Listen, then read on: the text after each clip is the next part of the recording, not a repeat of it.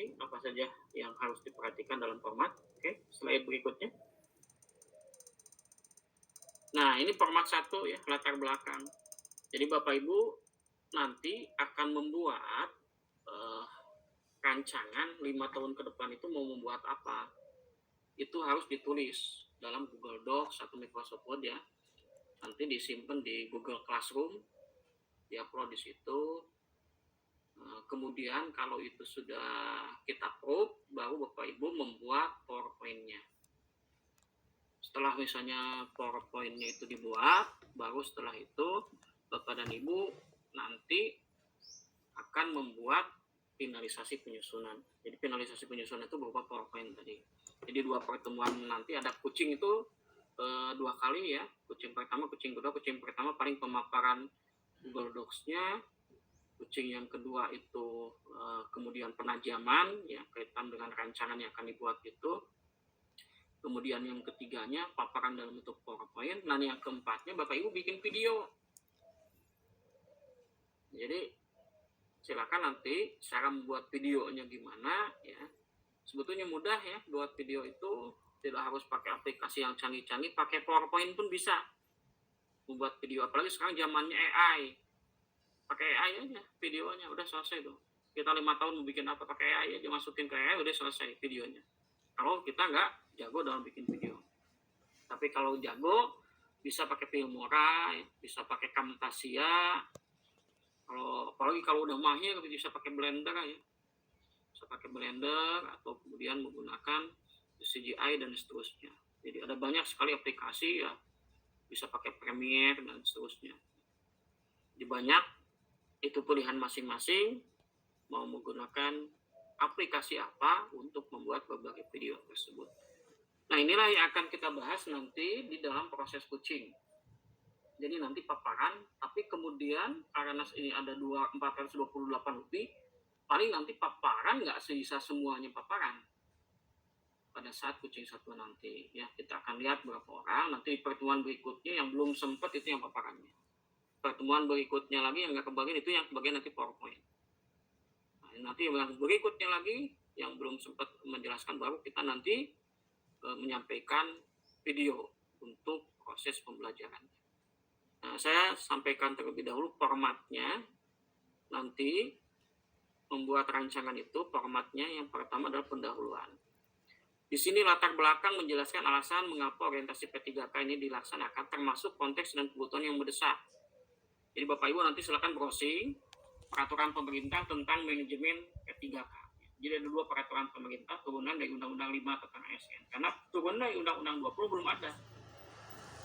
Kalau Undang-Undang ASN udah diganti dengan Undang-Undang 20, tapi turunan dari Undang-Undang 20 belum ada, sehingga PP yang dipakai masih PP yang dulu. Jadi peraturan pemerintah tentang manajemen P3K. Nah, buka nanti pelajari manajemen P3K di situ. Nah, kemudian di sini secara yuridis apa yang melatar belakangi pelaksanaan orientasi P3K? Secara yuridis. Kemudian di luar yuridis, secara teoritis boleh dimasukkan konteks sebutan yang mendesak. Jadi kenapa harus dilakukan orientasi P3K? Secara teori misalnya, Anda jelasin secara akademis. Menurut penelitian bla bla bla bla bla, ini maka harus dilakukan yang namanya orientasi P3K. Ya.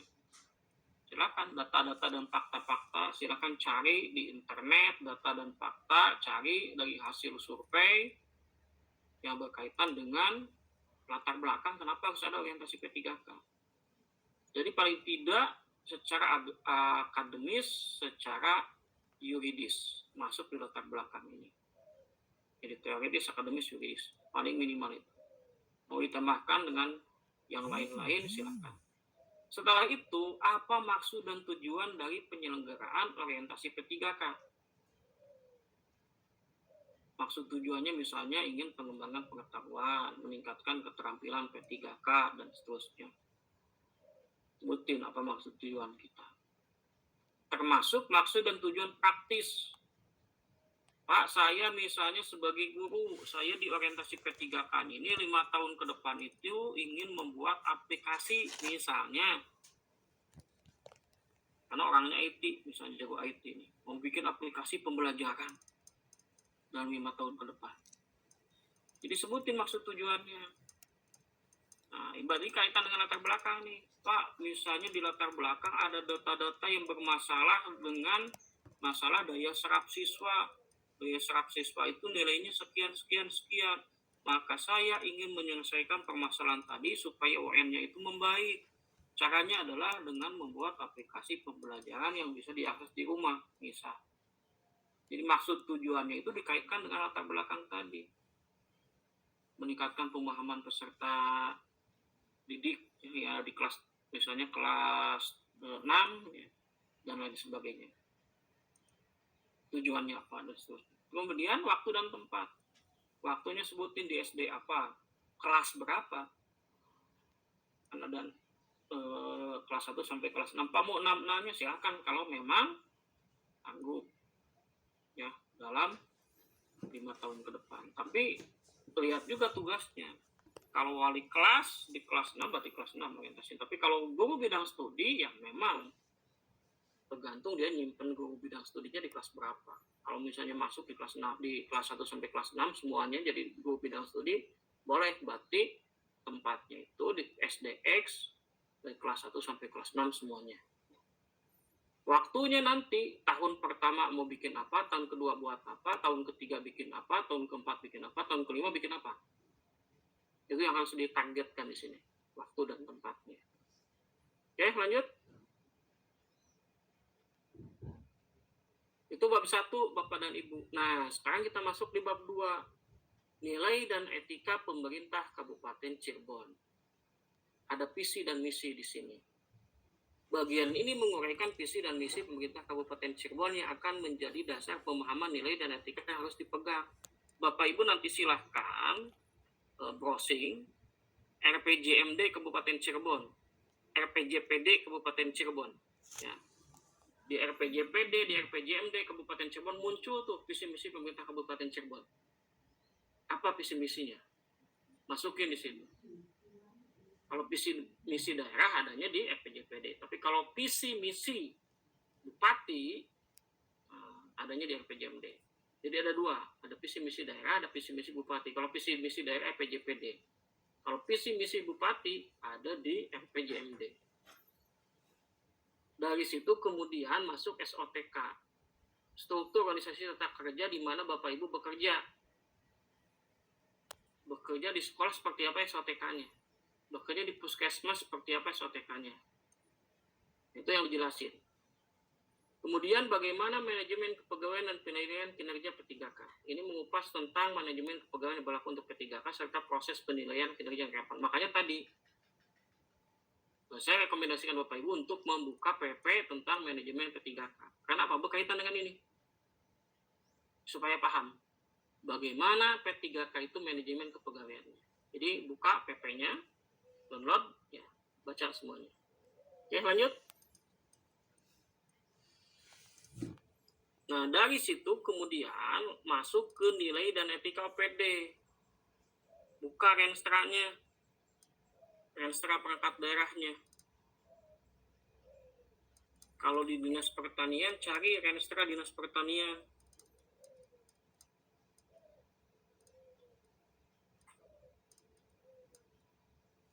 Kalau kemudian renstra kaitan dengan perencanaan, berarti renstra perencanaan. Kalau misalnya bekerja di peternakan, berarti kaitan dengan renstra Dinas Peternakan. Jadi buka renstranya. Nah, di sini ada SOTK lagi. Bedanya kalau tadi SOTK secara umum, sekarang SOTK-nya membahas tempat kita bekerja. Pak, saya tadi kalau yang di bab 2 itu SOTK Dinas Pertaniannya. Nah, kalau di bab 3 kita adanya di bidang apa Dinas Pertaniannya. Itu yang diperjelas masalah SOTK bidangnya. Atau bahkan kita di UPT-nya yang kita perjelas. Pak, saya di Dinas Kesehatan, adanya di Puskesmas J. Nah, tadi SOTK-nya itu SOTK tentang Dinas Kesehatan. Sekarang SOTK-nya SOTK Puskesmas. Yang menjadi tempat bekerja Bapak dan Ibu. Setelah itu baru tugas pokok dan fungsi. Di sini dijelasin tugas pokok dan fungsi Bapak Ibu sebagai P3K sesuai dengan konteks perangkat daerah atau unit kerjanya. Kalau sebagai perawat, minta rincian tugas sebagai perawat. Apa saja menurut Perda, menurut Perbu. Kalau sudah jadi PNS kan ada itu japung ya, japung dari Permenkesnya. Nah kalau untuk P3K cari apa organ tugasnya yang berkaitan dengan P3K. Kemudian rencana hasil kerja P3K. Materi rencana hasil kerja P3K selama kontrak. Bagian ini akan berisi materi rencana hasil kerja P3K selama kontrak yang mencakup berbagai tugas, tujuan kinerja, indikator pencapaian, dan waktu pelaksanaan. Ini yang dijelasin. Nanti selama 5 tahun ke depan itu mau buat apa secara rinci di sini. Kalau tadi yang di bab 1 waktu dan tempat, itu baru berbicara desain secara umum. Penjelasannya di sini.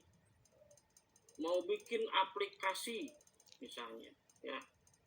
Di bulan pertama rancang bangun misalnya aplikasinya. Bulan kedua misalnya pembuatan database-nya.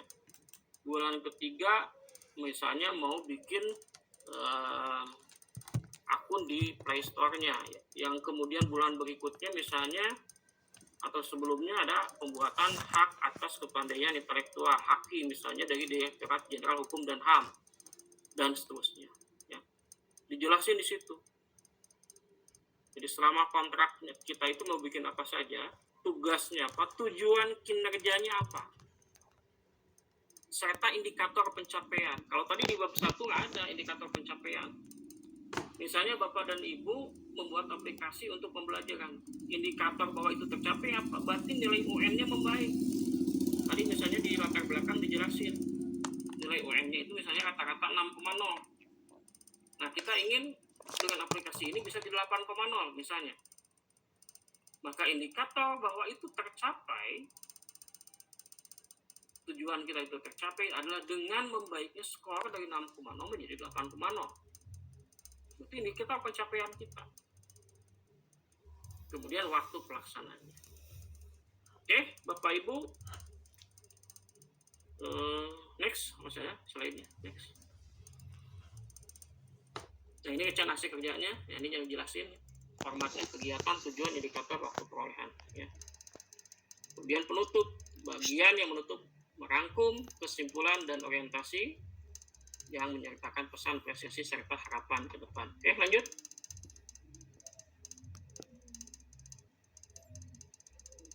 Nah, ini jadwal ya, Bapak dan Ibu untuk kita ini angkatan 5, 6, 7, 8, dan